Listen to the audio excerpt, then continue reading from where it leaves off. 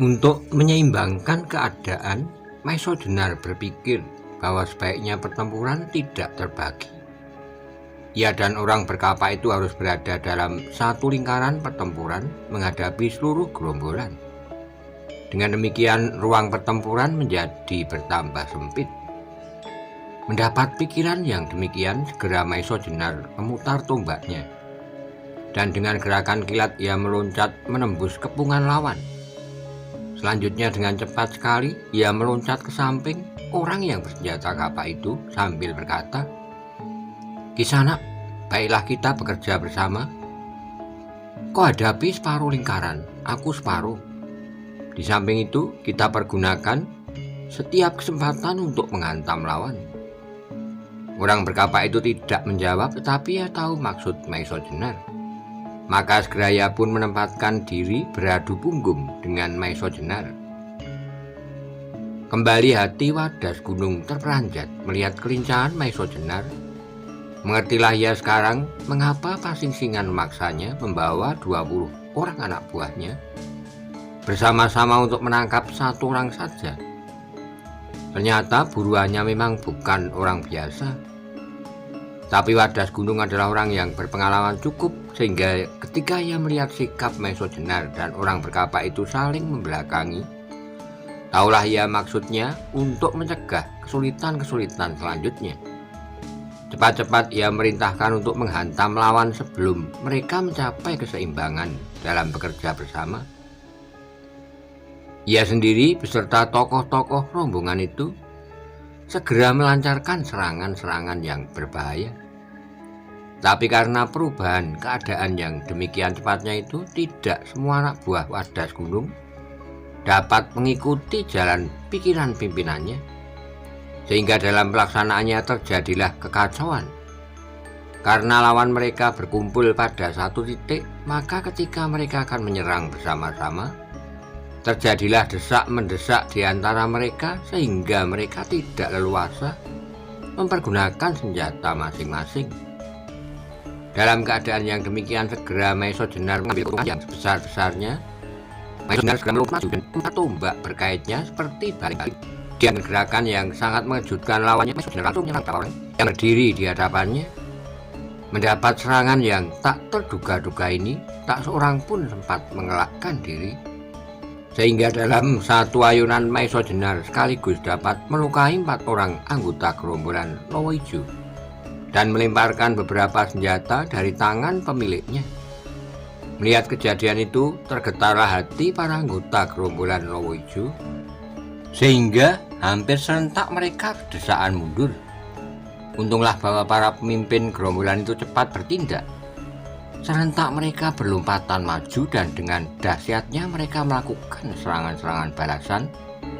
Melihat orang ini tampil, segera Maeso Jenar menarik diri serta menyesuaikan kedudukannya dengan orang yang bersenjatakan kapak, yang ternyata telah pula mutar kapaknya untuk melindungi dirinya.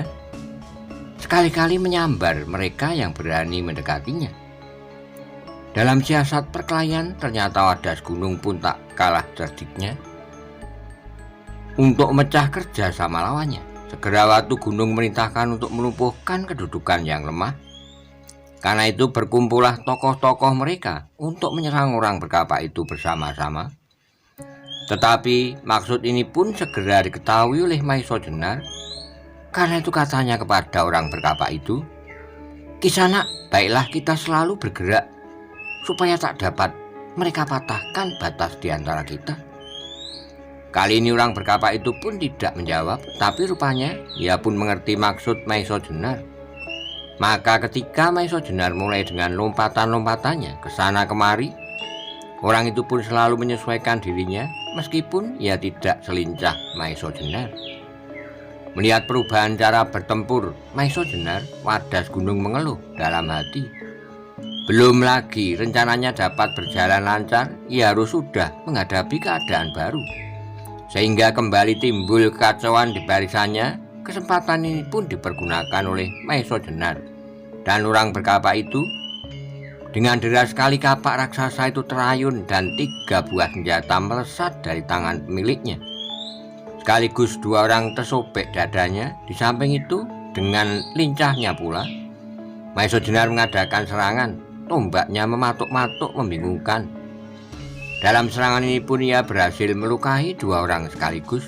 Bahkan dalam serangan berikutnya, pundak Tembini tergores oleh tombaknya sendiri. Mengalami hal itu, Tembini menjadi marah bukan buatan, matanya merah menyala. Tapi baru saja ia akan melompat menerkam lawannya dengan kedua pisau beladinya. Mendadak Wadas Gunung yang tidak pula kalah marahnya menyaksikan Tembini dilukai. Telah mendahuluinya mengadakan serangan yang dahsyat sekali. Mendapat serangan Wadas Gunung dengan penuh kekuatan, segera Maesa Jenar menarik diri, melompat kecil ke samping, dan dengan satu putaran mengait senjata-senjata di tangan Wadas Gunung. Tapi Wadas Gunung pun cukup siaga, segera ia menarik kedua lengannya.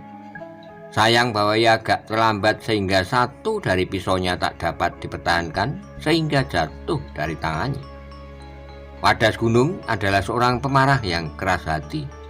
Bahkan karena marahnya, kadang-kadang ia kehilangan perhitungan. Juga pada saat itu, ia pun menjadi mata gelap. Dengan sebuah pisau yang masih ada di tangannya, ia melompat menyerang Maesa Jenar sejadi-jadinya. Serangan ini ternyata sangat menguntungkan Maesa Jenar. Sebab beladi Wadas Gunung lebih pendek dari tombak berkait yang dipegang oleh Maesa Jenar.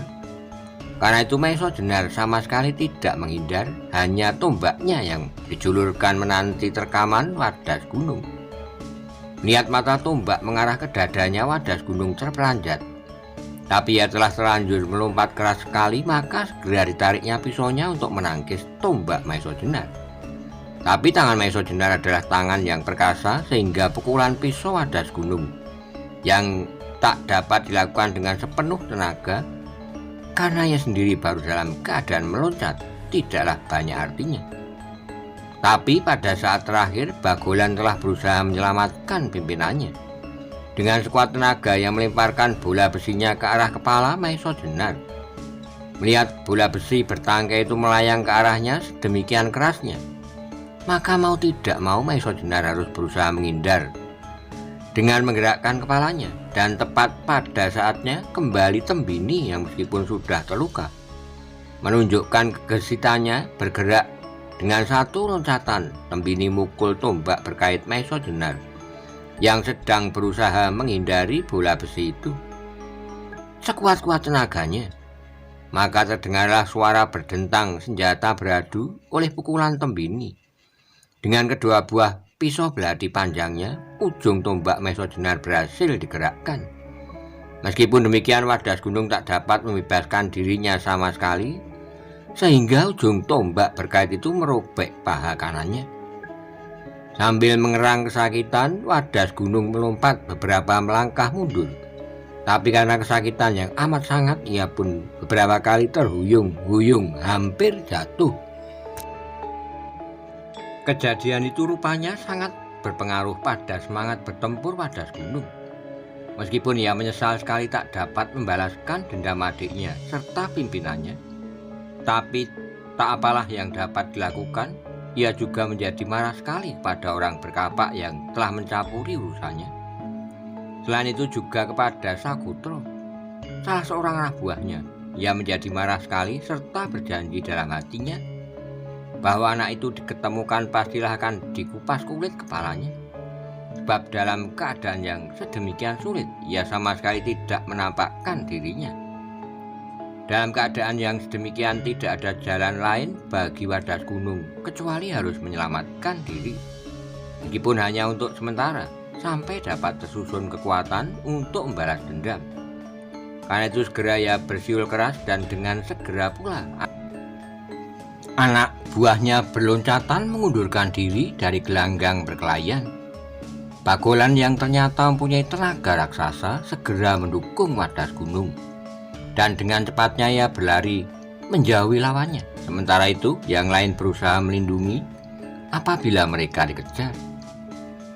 Melihat lawan-lawannya berlari, Maesa Jenar sama sekali tidak berusaha mengejarnya. Orang yang berkapak itu pun juga tidak. Pada saat itu warna langit sebelah timur sudah semakin terang.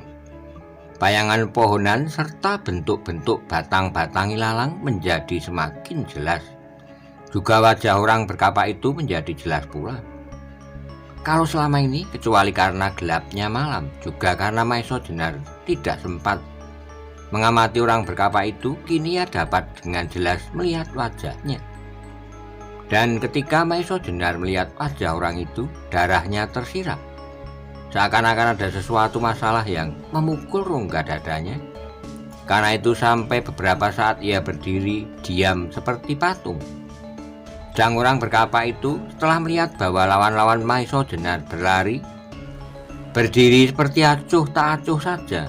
Juga ketika ia melihat Maeso Jenar memandangnya dengan wajah yang membayangkan keruwetan hatinya, orang berkapak itu sama sekali tidak mempedulikannya. Akhirnya setelah agak tenang hatinya, Maeso Jenar segera mendekati orang itu sambil berkata, "Terima kasih atas segala pertolongan yang telah aku terima, sehingga aku terbebaskan dari tangan mereka." Orang itu masih saja berdiri acuh tak acuh. Meskipun demikian ia menjawab pula, "Tak usah kau menyatakan terima kasih kepadaku. Ketahuilah bahwa kedatanganku membawa sesuatu masalah yang harus kita selesaikan. Kalau aku menolongmu, itu adalah karena aku takut bahwa masalah kita akan tetap merupakan masalah yang tidak selesai."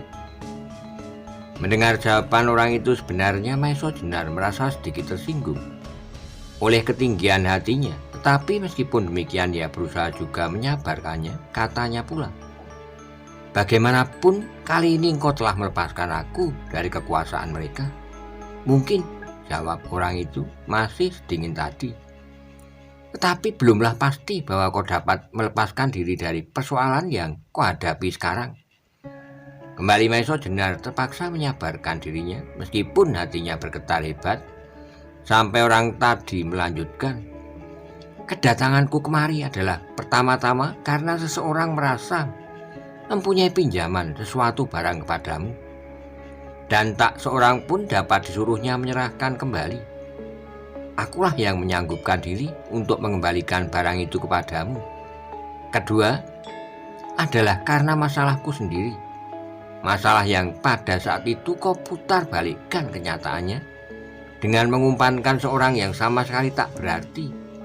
Kau kira bahwa dengan perbuatan yang demikian itu, kau akan dapat menyembunyikan kenyataan untuk seterusnya. Dengan kesombonganmu menyediakan diri dalam sayembara tanding itu, aku kira kau adalah seorang yang benar-benar jantan. Tetapi menghadapi suatu masalah terakhir, kau melarikan diri." Daerah Maeso Jenar benar-benar bergolak hebat. Tuduhan-tuduhan yang datang bertubi-tubi seperti mengalirnya sungai yang sedang banjir melanda dirinya tanpa diduga-duganya. Sebenarnya Maeso Jenar bukanlah termasuk seorang pemarah. Karena itu untuk menahan diri, Maeso Jenar menekankan giginya sampai gemeretak.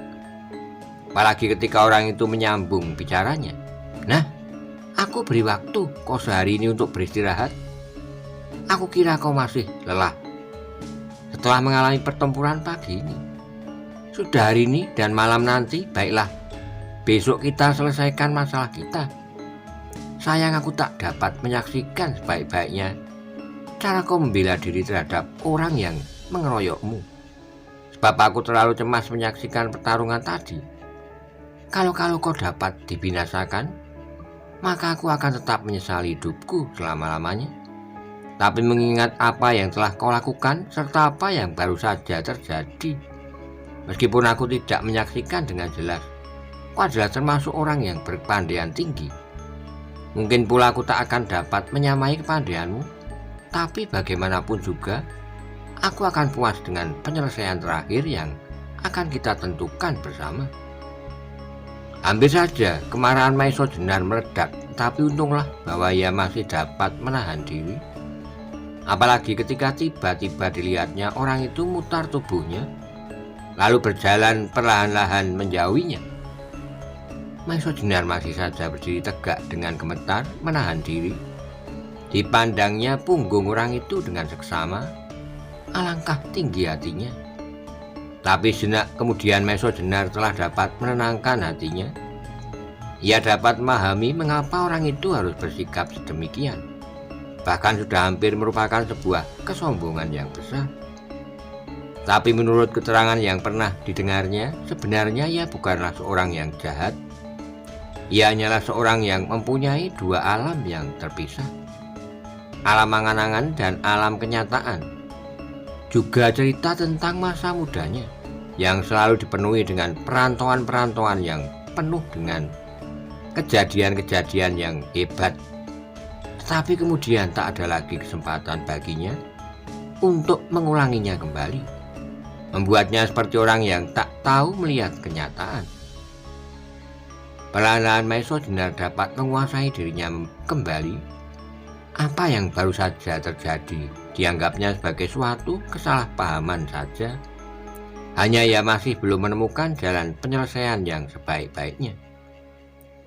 Sementara itu matahari telah semakin tinggi menanjak kaki langit. Terasalah betapa segar sinarnya menyentuh tubuh Maison Jenar yang kelelahan.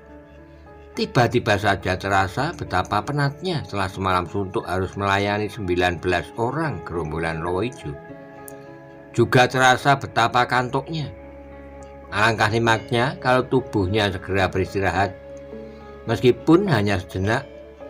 Tapi baru saja Maison Jenar melangkahkan masuki guanya, berdesirlah hatinya mendengar seruling yang seperti membelai hatinya. Segera ia menghentikan langkahnya dan melemparkan pandang ke arah suara seruling yang berderai sesegar wajah pagi. Dilihatnya di atas buah batu hitam yang besar, orang berkapa itu duduk meniup serulingnya. Kapaknya disandarkan pada batu tempat ia duduk.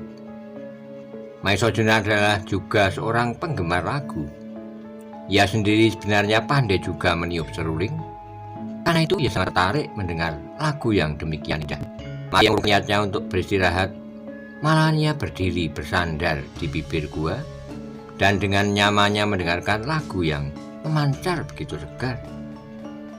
Dan di luar sadarnya ia bergumam, pantaslah kalau orang menyebutnya seruling gading. Pandaiannya meniup seruling hampir sampai pada tingkat sempurna. Ternyata apa yang diceritakan Ki Asem Gede sama sekali tidak berlebih-lebihan. Tapi dalam pada itu tiba-tiba saja ia teringat kepada masalah yang harus diselesaikannya dengan seruling gading. Masalah yang ingin ia kuburkan sedalam-dalamnya, yang kini tiba-tiba saja telah muncul kembali dalam bentuk yang justru lebih tegas. Karena itu ia menjadi gelisah, bukan karena ia harus berhadapan dengan seruling gading yang apabila ia tetap dalam pendiriannya akan merupakan suatu pertempuran yang tak dapat dianggap ringan, tapi seperti masalah yang pernah dihadapinya beberapa waktu yang lalu, ialah menang atau kalah, ia akan tetap menyesali dirinya. Berpikir tentang masalah itu, perhatiannya terhadap lagu itu jadi berkurang. Malahan kembali terasa betapa penatnya setelah ia bekerja keras semalam suntuk. Karena itu timbullah kembali keinginannya untuk beristirahat. Maka segera ia pun melangkah masuk ke dalam gua dan merebahkan diri di atas sebuah tikar batang ilalang yang dibentangkan di atas sebuah batu panjang. Tapi bagaimanapun ia berusaha untuk melupakan, meskipun hanya sejenak. Namun pikirannya tetap masih saja melingkar-lingkar pada seruling gading. Tiba-tiba saja Maison Jenar teringat sesuatu. Sampai ia berloncat berdiri. Bukankah seruling gading itu pada saat ia tinggalkan berada dalam keadaan lumpuh? Dan bukankah Ki Asem Gede telah meminjam biji pisau ularnya untuk mencoba menyembuhkan kelumpuhan itu? Ia jadi teringat pula kata-kata seruling gading bahwa ia mendapat suatu titipan untuknya. Karena pada saat pikirannya sedang digelisahkan oleh sikap tinggi hati orang itu, sampai ia tidak begitu memperhatikan kata-katanya, titipan itu pastilah dari Ki Asem Gede untuk mengembalikan biji pisau yang telah menyembuhkan kaki seruling gading. Mengingat hal itu semua, Maison Jenar menjadi bimbang. Apakah Ki Asem Gede tidak mengatakan kepadanya bahwa barang yang dibawa untuknya itulah yang telah menyembuhkan kakinya? Ataukah Ki Asem Gede takut bahwa dengan demikian si tinggi hati itu akan semakin tersinggung? Mula-mula Maiso Jenar berhasrat untuk mengatakan hal itu, tapi niat itu diurungkan. Sebab kalau Ki Asem Gede saja tidak mau mengatakannya, pastilah ada sebabnya. Tetapi sejenak kemudian mendadak wajah Maiso Jenar menjadi terang. Ia telah menemukan suatu cara untuk menyelesaikan masalah itu, meskipun ia terpaksa sedikit menyombongkan diri, serta mempunyai kemungkinan yang berlawanan dengan tujuannya.